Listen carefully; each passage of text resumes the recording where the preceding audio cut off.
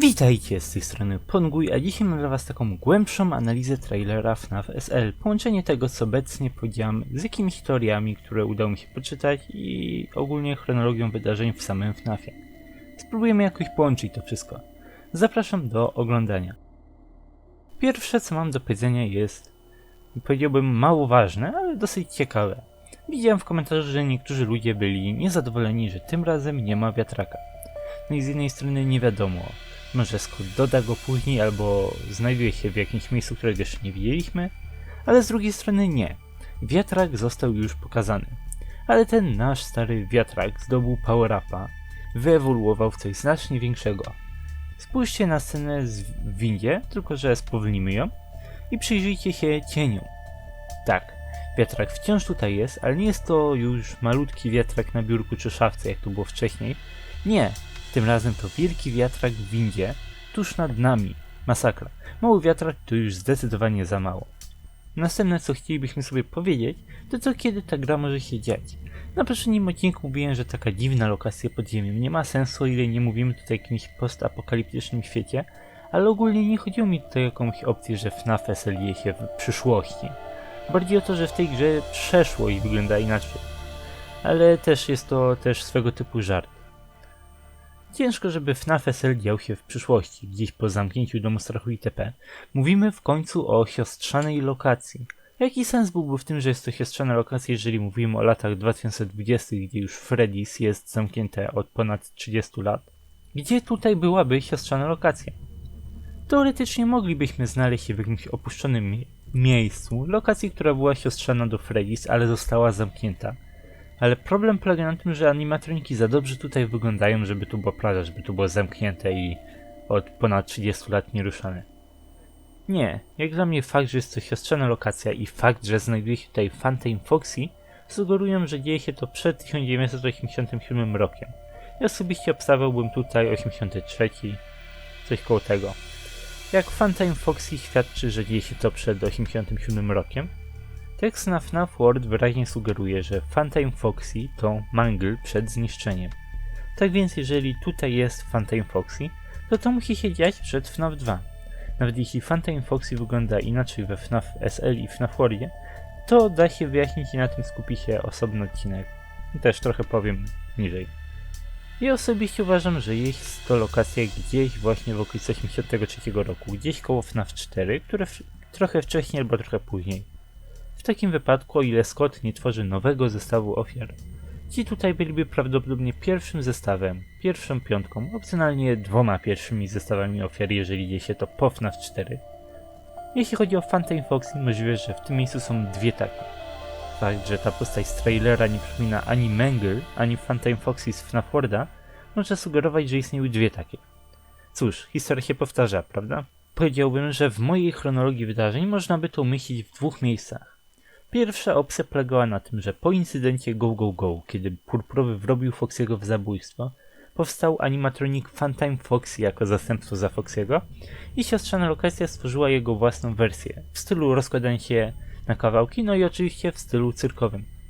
Druga opcja polegałaby na tym, że siostrzana lokacja jako pierwsza stworzyła Phantom Foxy, a to te zwykłe Freddy's po incydencie Go Go Go stworzyło animatronika na bazie Phantom Foxy, własnego Phantom Foxy'ego, taka sama nazwa w obu przypadkach, który później stanie się Mangle.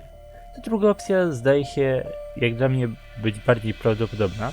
Mangle wygląda jak clown kolorystycznie, zdaje mi się, że zgodnie z tą teorią może to być clown, na którego postawie stworzyli pirata, po prostu dodając mu hak na rękę. Teoretycznie istniałaby też opcja, że istnieje tylko jeden taki animatronik, że to tutaj to Mangle, ale wydaje mi się to mało prawdopodobne, widząc różnicę między nimi. Następne w kolejce to właśnie wygląd tych dwóch Phantomów, Freddy'ego i Foxy na trailerze. Twarz Freddy'ego bardzo przypomina Old Freddy'ego. Oczywiście tamten z FNAF 2 nie jest plastikowy i nie ma twarzy pociętej, ale jednak podobieństwo jest, co może sugerować, że oboje pochodzą z podobnych czasów, jakiś podobny koncept twarzy. Po drugie, kolor Freddy, purpurowy, bardzo kojarzy mi się z Fredbearem. Fredbear miał purpurowy kapelusz i przez chwilę zastanawiałem się, czy nie jest to ten sam kapelusz co Fredbeara, ale nie. Kolory są całkowicie odwrotne. to nie jest purpurowy kapelusz z czarną kreską jak u Fredbeara, to czarny kapelusz z purpurową kreską. Całkowita odwrotność. Zdecydowanie nie to samo. Ale ogólnie obie te rzeczy sugerują jakieś nawiązanie właśnie do czasów pierwszych lokacji, no i czasów, kiedy Freddy's i Fredbear's działały jednocześnie. W tym czasie ta lokacja, siostrzana lokacja, byłaby czymś trzecim. Wygląda na to, że Funtime animatroniki są jako tako pierwowzorami toyów. No, że plastikowe, że kid friendly, coś tam. Ale jest coś trzeciego. Rzecz, która jest wyjątkowa w Funtime Foxy. Gdy zobaczymy, jak animatronik się otwiera, widzimy tutaj pewne podobieństwo endoszkieletu do Nightmare Foxy'ego.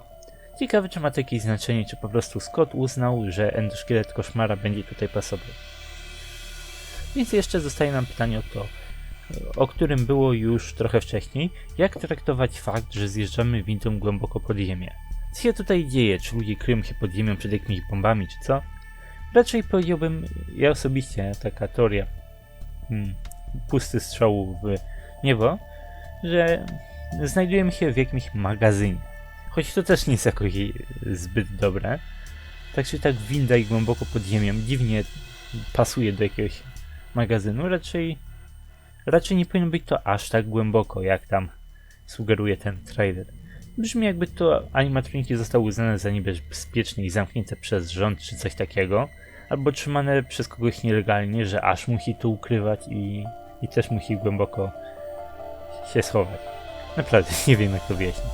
Opcjonalnie ktoś ma warsztat tak bez powodu głęboko pod ziemią i jeszcze nie były te animatroniki w prawdziwej lokacji. Nie wiem. To wszystko jest bardzo dziwne. Ten jeden element, ta winda już nam strasznie miesza. Mam nadzieję, że jakieś przyszłe teasery, drugi trailer, czy w końcu gra, to jeszcze wyjaśnię. Na koniec chciałem też dodać, że w kodzie Scott Games dalej pojawia się liczba 2093, ale mogę was zapewnić, że ona nic nie znaczy. Nic nie znaczy w tematyce FNAF SL.